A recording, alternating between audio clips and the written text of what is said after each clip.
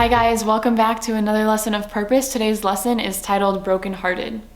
So when we think about God, we say, yeah, he's all powerful, all knowing, all good. He sees everything and directs everything, right? And that's consoling to us. It's consoling to hear that there's a God who has a plan for my life and he directs everything and he has control over every situation that I don't seem to have control over.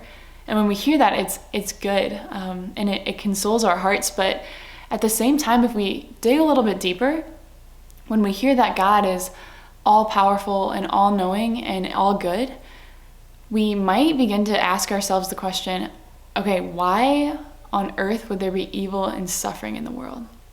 Why would he allow that? If he was all good and all knowing and truly had the best in mind for us, why would he allow these things to happen? These things that we experience day in and day out, we see it in the news, we experience it in our lives, right?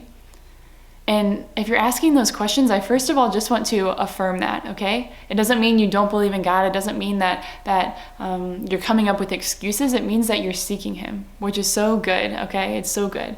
But the question of evil and suffering and the problem of pain, as C.S. Lewis referred to it, it's a big question and it doesn't have an easy answer, okay?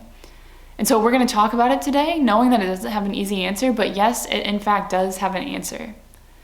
The problem of pain and suffering in the world and why it happens and how we fix it and how it's combated has an answer, and the answer is the entire story of Christianity. Okay? Yeah, not a small thing. But what do I mean by that? Okay, so entire story of Christianity, right? That we believe that God, who is infinitely perfect and blessed in himself, in this awesome plan of total goodness, he freely created you and me, right? That we might be able to participate in his divine life, okay? But we know that you and I sometimes fall short of that, okay? We sin and we fall short, and there's evil that happens. But the story of Christianity is that this God who created us for something great, he doesn't give up on his people just because we fall short. Time and time again throughout scripture, we see story after story of someone falling, right? Someone doing something awful, someone perpetrating evil. And God always, always, always offers them mercy. Always offers them something in return, something to come back to, right? And so we're going to get into this type of evil, this question of why these things exist. But we know that there's an answer, okay? And his name is Jesus. And we'll get there. But it's consoling to know we have an answer to the problem, but why does the problem exist? Okay, when we talk about evil, what are we talking about? And so there's really two types of evil that we experience in the world, and it's important to differentiate the two. So the first type of evil is a natural evil, okay? And natural evil is evil in the sense that it causes human suffering, but nothing sinister is being chosen. So think about natural disasters or hurricanes or, I don't know, COVID-19 pandemic, right? Like these things are happening and they're in the world and we see them and we often experience them or hear about them in the news, or we know people who suffer from them, or we ourselves have suffered from them, right? But no one actively chose it. I don't know anyone who chooses to have awful hurricanes and flooding down south, right? Like I don't know people who choose to have an entire forest fire that wipes out millions and millions of acres of land in California, right? But these things are evil and they cause pain and suffering. And so that's a natural type of evil. The second type of evil that we have, and this one is much more devastating, it's called moral evil, okay? And so moral evil is evil that is something we choose, which is why it is more painful, right? We can't determine when the next forest fire is going to break out necessarily, but we always, always, always know and have the choice to choose right from wrong. And that's why it's so hurtful when I choose what is wrong and it has effects and consequences on other people.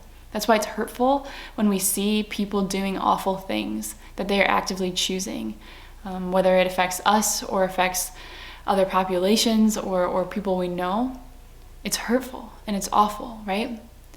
But this type of evil is such a delicate conversation, this moral evil, because God does not create it, he does not desire it, but he permits it. He allows it to prove that he loves us.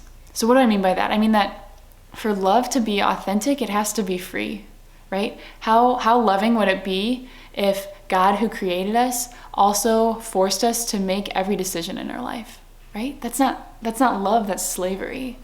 And we are not slaves of God. He loves us, and he gives us the freedom to respond in return as to whether or not we want to love him in return, right? We call this free will. He gives us the freedom to choose what we do with our will, how we act.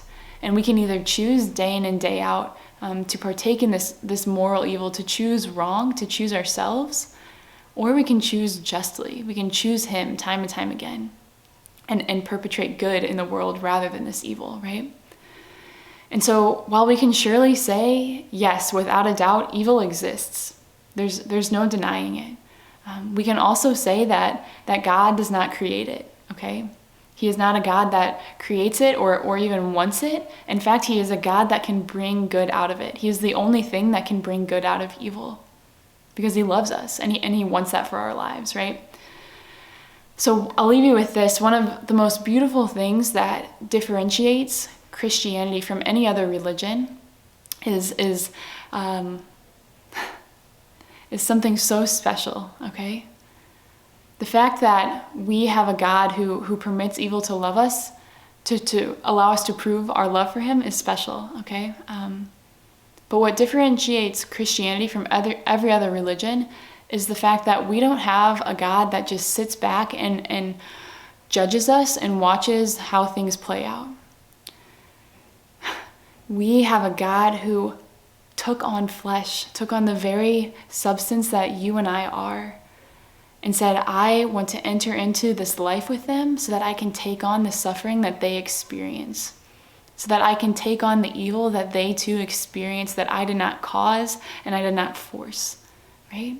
So every time we suffer, whether it's mentally or spiritually or emotionally or physically, every time we experience suffering in the world, that is an invitation for us to invite Jesus into it because he was there first. This God who is infinitely perfect and blessed in himself became one of us so that you and I might not suffer alone. And that, my friends, is something to rejoice in.